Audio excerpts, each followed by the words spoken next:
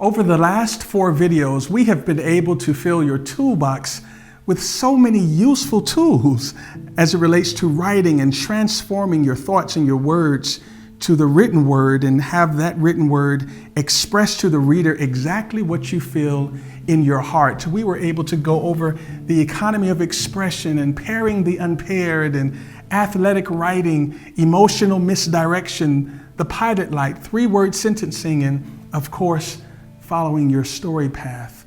Today, I want to discuss suspense as another tool for your toolbox as it relates to adhering to the first goal, the first rule of writing. What is that? The first rule of writing is to keep your reader reading. That is the only thing that matters. And so everything we have been discussing over these videos has been designed to disallow your reader from disengaging from the page, to keep their rapt attention on your subject matter. So when you want to express the point or the character twist, the plot twist later on, they are still reading. And so suspense is a part of that entire matrix as it relates to keeping your reader engaged. What is suspense? You've heard this in the other videos. I'm going to repeat it. It is the art of asking a question and taking as long as possible to give the answer. When we are starting our page, our blog, our article, our book, whatever written content we are about to present to the world, we must understand the mechanics of human behavior and how short the attention span is today in today's social media world. So when you talk about using suspense, we're not necessarily talking about suspense as it relates to some horror film or as it relates to some psychological drama that we usually associate with suspense within the cinematic frame. No, suspense is best used in the written word because, of course, every movie is birthed from the written screenplay. When we talk about suspense, we're going to deal with 3 elements of suspense today: eavesdropping, quoting, and questioning. These are approaches to using suspense so you can start your article, your blog, your book in a way that keeps the reader reading. Let's give some examples of suspense. When I'm dealing with eavesdropping, what I'm talking about is infusing or pushing your reader right into a scene they know not of, making them feel like something happened before this first sentence in the book or on the article or the blog. When you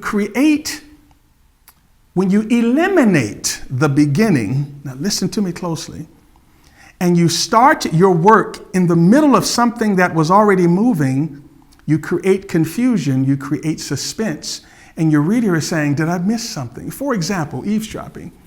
Let's say we start your book this way. Did you hear what happened to Sarah? Now, the person reading is saying, okay, did I miss something? First of all, who is Sarah? Second, who's talking here? Who are they talking to? As you can see, I have purchased another sentence because I created suspense, slight mystery. Who is Sarah? Who is talking? Who are they talking to? And by the way, what happened to Sarah?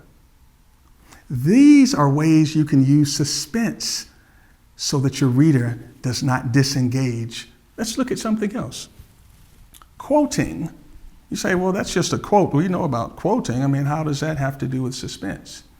The suspense in quoting is the reader does not necessarily understand the relevance of why you are quoting said person.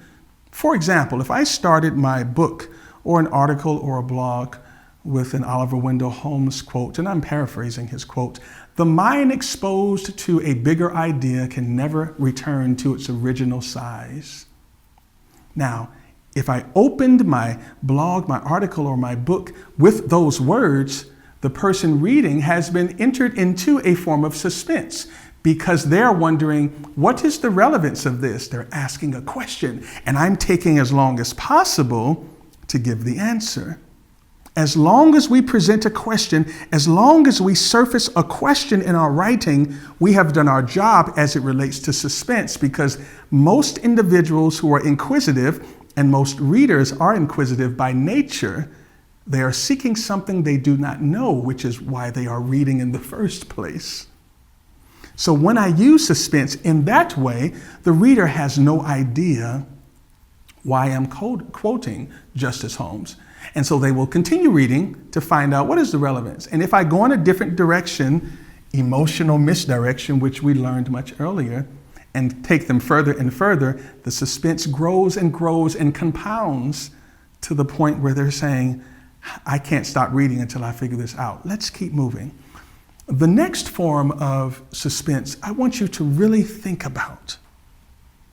Really think about this. This is the most difficult, the most effective form of suspense, but it requires the most courage. I'm not speaking about just asking any question to create suspense. I'm speaking about asking that uncomfortable question. Asking a question that causes your reader to say, you don't know me like that. How dare you ask a question like that? A question that reaches into the very soul of your reader and causes them to face something they may have never faced, not because of their avoidance of the issue, but because the question was never asked. When you deal with suspense at its highest level, it causes us to reach deep into those darker places and turn on the light. Here's an example. A question form of suspense to start your reading. If you knew the date and the time of your death, how would that change your to-do list today? Let me say that again. If you knew the exact day and time of your death, how would that change your to-do list today? If someone opened your book and read that as the first line, they would be a little bit taken aback, like, wow, we're starting off right out the gate, just real deep, like, where are we going? I mean, we're already deep, how much deeper can we go? We're causing them to face something immediately, questions they probably have never asked themselves. What are we speaking to? We're speaking to your priorities. We're speaking to finding out what matters, and furthermore, what matters most. And is your life designed around doing those things that matter most on a day-to-day basis? So given this new piece of information that you may possibly be given, how would that change your life? What would you do today? What calls would you not make and what calls would you make? Who would you speak to and who would you never speak to again? Would you go back to that job or you would quit now and follow your dream? You see, when you use suspense in the right way, you can cause your reader to tell themselves the answers that you were going to tell them because the question is the answer. Man, I hope there go the chills. They always come up and it's late at night. The chills are here. When you ask the right question, you don't have to give your reader the answer. They will give themselves the answer and confirm what they already knew. They just needed to be nudged towards that knowledge. If you knew the exact day and time of your death, how would that change your to-do list today? What would you make a priority? What would you eliminate? Who would you go and apologize to? Who would you tell, I love you? What would you return? What would you say? These are questions that you can wrap up all within the framework of suspense in your writing, causing your reader to create a relationship with you that's deeper than relationships they have with people they know in their everyday life. Because you understand through the prism of suspense, you can shine a light on areas they already knew, but areas that lived in the dark, and they just needed someone to come in and just brighten that space. When you ask the right question, your reader will answer for you. You'll never have to write what the answer actually is. We're talking about suspense. I love that. I love the suspense conversation. I always have to be reminded I'm filming. I'm supposed to be professional. So let me pull down my shirt and make all this right. By the way, I have on Jordans. I know it seems like I have on nice clothes, but I actually have on orange and black Jordans at the bottom and shorts. You know, it's like the anchormen that don't have on any. Let's keep going. So now listen to this. We've talked about suspense as it relates to how we can use it in our writing to keep the reader engaged. I want to just make a quick transition just for a moment.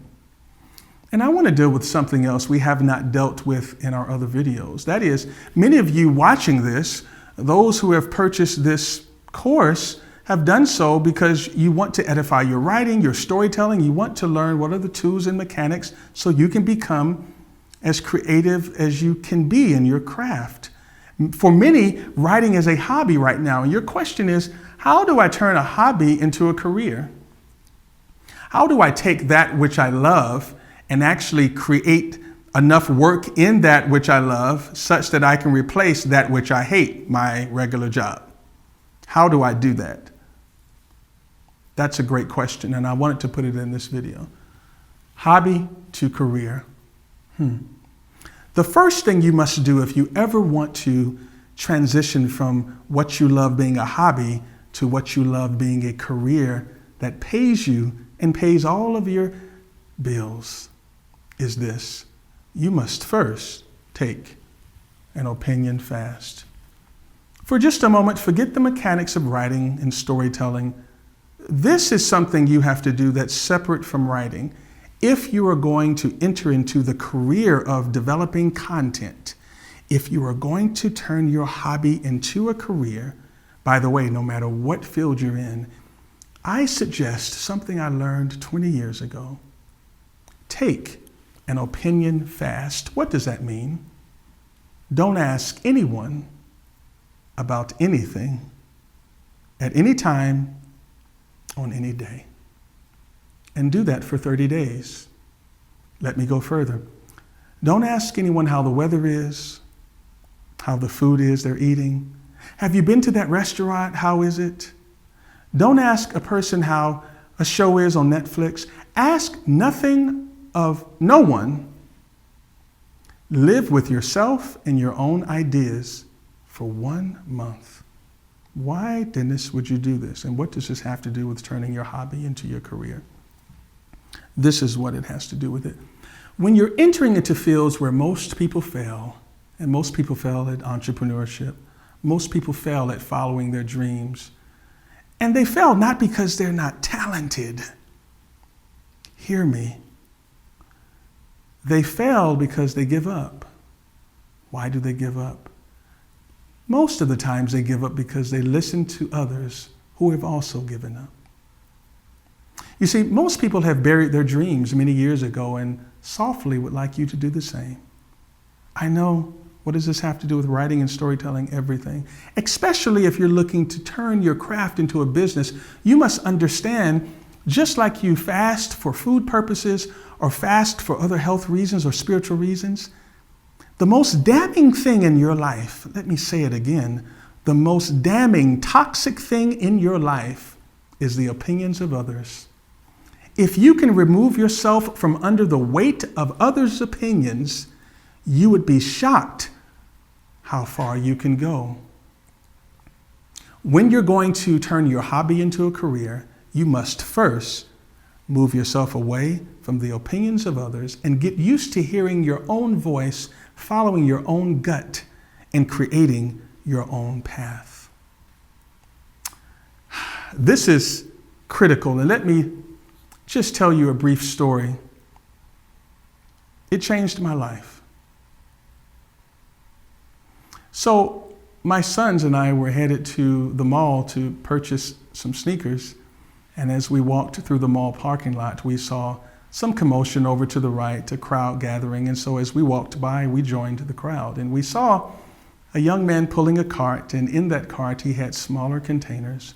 And in those containers, he had turtles. My youngest said, "Daddy, I want a turtle." And he decided I was the one to buy it, and so of course I did. We got home and my son said, "Daddy, I've named the turtle Reggie." I thought it was a great name. And he gave the turtle my last name, our family name. He said, "The turtle is Reggie Ross." A few days later, because he was in a small container, I went to the pet store just to purchase whatever is needed for baby turtles. I've never had a baby turtle, so I just went to find out, to get a tank and to get some of the plastic forestry, I guess you call it, plastic trees and whatnot that are within the tanks. And I walked up to a lady and I said, "Ma'am, I just need to get some things for a baby turtle." And I said, "He's just tiny. Could you take me to a tank?" Now, what happened next changed my entire life. The lady at the pet store walked me over to a 40-gallon tank, huge. I said, "No, ma'am, no." I said, no, you don't understand. My turtle is just Reggie. He's just an inch and a half, and I just need something small for him. And she looked at me and said, "Sir, turtles grow to the size of their environment." I said, "Excuse me?" She said, "Yes, if you want to keep him small, buy him a small environment. If you want him to grow and become big, buy him a bigger environment." I was like a person who speaks and teaches and writes for a living. I had nothing to say. I said, "Could you explain that?" She said, "In the turtle is the potential to be whatever you believe he can be." She said, "If you take him out to a pond, he'll grow to a giant turtle and live a wonderful life. And if you keep him in a little dish, he'll live and die as a small turtle." The environment I'm speaking of today is people's opinions. And if someone speaks into your life small, you will remain small. And if someone speaks into your life large, big, enormous, successful, you will grow to that environment. A part of being a successful professional, an entrepreneur, a business person, is you must change your environment. And opinions are the most toxic environment in the world. Do like I did Reggie. Get out of small, get big. Get big, and you'll notice the potential in you has the capacity to be as big as you can think. So we're turning our hobby into a career. We have gone on an opinion fast. We've eliminated ourselves from the opinions of others, and we are concentrating on getting ourselves better. Let me tell you the next thing you should do if you look at turning your hobby into a career, especially if you are a writer, of course. Let me explain something to you. Gratitude for work done always beats persuading others you can do the work. Let me say that again. Gratitude for work done is always better than persuading others you can do the work. How does it apply, Dennis? When I first started off as a writer, when I was broker than a twig in a hurricane, and I was trying to get work here and there, I made a shift in my thinking. Instead of pursuing and trying to persuade and showing people your qualifications, which people don't care, I made one move that turned my small freelance career into a fee-lance career, and that fee-lance career into a firm, into a business with employees. This is what I started to do. I would go to websites, anything that had pre-written content. And instead of contacting the website owner, the company owner, and going through this entire spiel and sending them to my website, no, I would take half the first page and rewrite it. If you believe you are as good as you say you are, do the work. Don't get permission. Just do the work. And the gratitude money, gratitude pay you will get for work done will always be the work you will get after you have persuaded someone to let you do the job. Let me say it again. When you decide to do the work, I picked 30 websites and rewrote the first half page or so of their website and showed the individual that their message was convoluted. I was using the economy of expression, emotional misdirection, suspense, whether it was legal services or whether it was someone who was a manufacturer or someone. Everyone needs to tell a story. Everyone, the doctor, the lawyer, the engineer, the baker, the butcher, everyone needs a story. And when you understand story and when you understand what it is, what happens because of what happens, and when you understand how to engage because you understand how to keep the reader reading through suspense, and you understand how to express something in short, truncated form so it's not long-winded and going on and on, there is value in that. When you can tell a story in 2 sentences, there's value in that. Website owners will spend $5,000, $100,000, $50,000, $25,000 on designing their website. Major corporations do this all the time, and they're always updating their website. They have content developers who are always working on it. Websites are extremely expensive, and the most important thing on them are the words. It's not the pictures. It's not the cat who's running up against that ball and gets slapped in the face with the milk. That's all. The most important thing on people's websites, no matter what the business is, from Cisco, the tech company, to Cisco, the cooking oil, and everywhere in between, for all of them, story. And story is expressed in words, and most of them have no idea how to express in words what they really want to say from their heart. But you do, and I do. And when you have that skill, you should go do the work and then show the owner the work you've done. So I would pick some websites. I picked 30. I would pick 30 websites. I would take a whole week and just write the half a page of everyone's website, and then I would design an email, send it to the owner, to the founder, the chairman, whoever was the person who was the economic decision maker, and say, love what you're doing. I really, was able to engage with the content. As a professional writer, I think it can be elevated even further. And I've just given a short example in this email of how I have restated the information on your website. When you're dealing with people who are working every day to really cut through an industry, and they are presented with something that they did not solicit, but they can view as being valuable to their mission, they will pay you, they will hire you. And they have absolutely no problems paying $5,000, $10,000, $15,000 a month for someone who is an expert content professional who understands how to tell a story in short form, understands how humans think and move, and understand how we don't make decisions unless we feel something. And so you write to feel something, but you don't write to make someone cry or laugh or yell or agree or disagree. You write for understanding, which we talked about already in several videos. When you understand that, business will roll in to you. And so I started to send my work to individuals that was already done. That means I skipped over who I am and who's my firm and the website. Nobody cares. I didn't care. I just cared about getting the contract. I did the work. I billed them. And for every 30 people I did this, I would get 3 clients. For every 30. 3 clients, minimum. How much more valuable is that? When you are a writer and you have taken your opinion fast, you think you have the skill set to tell stories better, you're going to nice websites that have the liquidity to pay you, but you're noticing they are not written correctly, and you write them yourself and you send them to the person in charge who's the economic decision maker.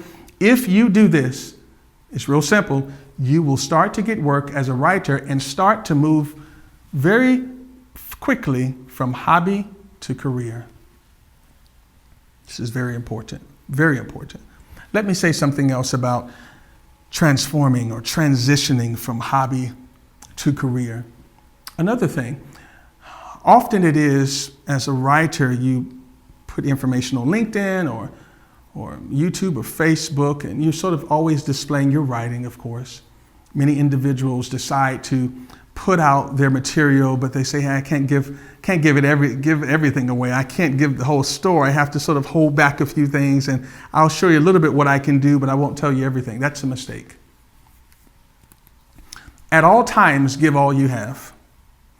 At all times, give all you have. Nothing less will do. In this society, in this marketplace that has become more and more competitive, the only thing that cuts through is your very best. Not your best edited or your best abridged, and hey, once you hire me, I'll show you more. You won't be hired that way. You have to give everything you have, but get this, you must give it all for free. Give your best work, your best stuff for free. You're like, Dennis, if I give it for free, how am I going to go from a hobby to a career? Listen to me. I've already made all the mistakes. You don't have to make them. I counted them one day. I made 12,000 mistakes in my career, and actually 12,001 because the last mistake was counting the mistakes. That's a mistake. Aside from that, give your best work for free, and get this, the public will pay you for not charging them. If you give your best for free online, LinkedIn and YouTube or Twitter, or wherever you make your social media home, whatever gifts and talents you have, give it away for free. And this is how it will return. The public will pay you because you didn't charge them. It sounds counterintuitive. But no more counterintuitive than someone giving you a sample of a meal of a restaurant and you come back the next day to eat there because the free sample was good. It's no different. It's no different than Disney Plus giving you a 7-day trial, and because you enjoyed it so much, you'll now pay them to watch the same show you watched at first for free. Give your best work away, and it will come back to you. And here's the most interesting thing. Clients who come and hire you because you gave your best for free will sometimes hire you to come back and give them the same free material, but this time pay you. You're saying the same information. You're showing them the same methodologies and strategies, but this time they're paying you for it. It's very, very powerful. So we have here, do the work and bill for the work. Of course, that goes into clients come to you from gratitude for fixing their business, fixing their content. Let me go over one other thing here that I forgot to mention, and we'll close it out for today. So much more to say, but I have to keep these videos not too long. So much talent is in the world. Writing talent, filmmakers, storytellers, and so much is out here. And many times people are very confused because they see individuals who are very successful in the industries and that they want to go into, and they're saying, wow, this guy's not better than me, this girl's not better than me. How are they making it and I'm not? In fact, a singer may say, he can't even sing, or she can't even sing. I have people in my church that sing better than them. How did they get a record deal? Let me give you a little insight into that. Talent, ultimately, is a liability. I know, it sounds rough. It even sounds rough saying it.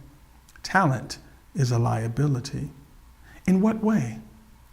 When you are talented, when you are creative, you are inefficient. Let me say that again. When you are talented, when you are creative, you are also inefficient. How? This is how. The creative person must, before doing a job, before writing, before singing, before finishing a screenplay, they must entertain all of the creative options they have in their mind and their spirit before they decide on the option they are going to use. It is very inefficient to have creative options because the most valuable thing in the marketplace of humanity, no matter what you're selling, no matter what your service or product, is simplicity. Companies that have a great customer experience because of the simplicity of their product always win.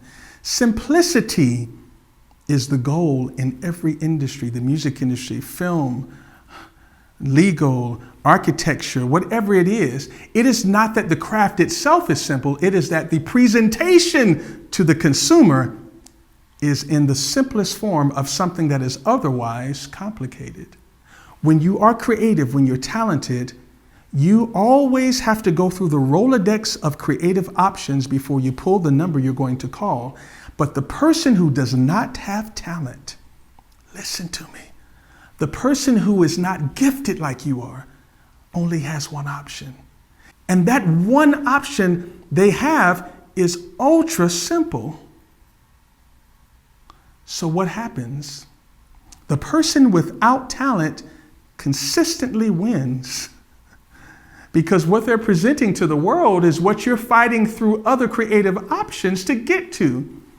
But if I can only play one chord or hit one note or only write one certain type of movie, you can write 20, but I just keep writing the same theme. If I can only design something this one particular way, I become very successful, not because I'm so talented, but because I lack the same. You must think multidimensionally to really understand this. Think about this from a different angle. How many times have you been listening to the radio and said, I can't believe they got a record deal? That should tell you something. Talent is a liability unless you learn to bring your talent under subjection. The subjection of the simplest form of that idea. Boy, it's like Inception. The simplest form of that which reaches the masses is an idea in its simplest form that can then be malleable and fungible as it touches another person and this person, and it starts to evolve and evolve until the whole world is affected by the simplest of ideas. When you have talent, the greatest talent is to be able to convince the world you're really not that talented. It's a bit more to that than we have time to even go into today. But think about your giftedness, how you approach getting work. Think about everything counterintuitively. Think about leaning into the work and not being passive and waiting for someone to call you because you sent them a bunch of samples. Think about how you are presenting what you are presenting. Is it complicated or is it in its simplest form? Think about how many times you write something and rip it up because you have a better idea, identifying the inefficiency of your creativeness. I hope this makes sense. The secrets of great writing: suspense. The goal of writing is to keep the reader reading. I hope in this video you have learned how to use suspense better, how to create a written piece of content that now can grip your reader because it causes them to face some things that they have never been asked to face. And they will ultimately give you all the credit for opening that door. This is Dennis Ross. Thank you for your time today in adding words to wordless places, a writing and storytelling mastery course. We discussed secrets as it relates to suspense. We discussed turning your hobby into a career. Take this information and all of its nuances and find out where it fits for you. And I look forward to seeing you in video number 6 as we continue to elevate our writing to the next level. I'll see you soon.